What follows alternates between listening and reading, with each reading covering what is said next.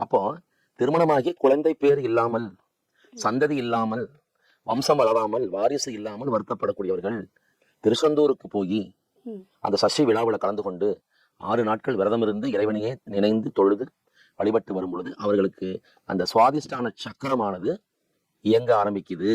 அதுதான் உண்மை. அதனாலதான் பிள்ளை பேர் இல்ல, குழந்தை இல்ல, குழந்தை செல்வம் எங்களுக்கு கிடையாது அப்படின்னு சொல்ற போது பொதுவாகவே இந்த உலக மக்கள் அவங்களை வழிபடுத்தக்கூடிய இடம் திருச்செந்தூர்.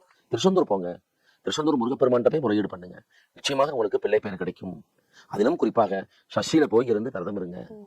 மாதமெல்லாம் சஷ்டி வந்தாலும் ஐப்பசி மாசத்துல வரக்கூடிய அந்த 6 நாள் அந்த வளர்பிறை சஷ்டி சூரசம்ஹார பெருவிழா, அந்த சமயத்துல பக்தர்களோடு பக்தர்களாக கூட்டத்தோடு கூட்டமா நீங்களும் போங்க.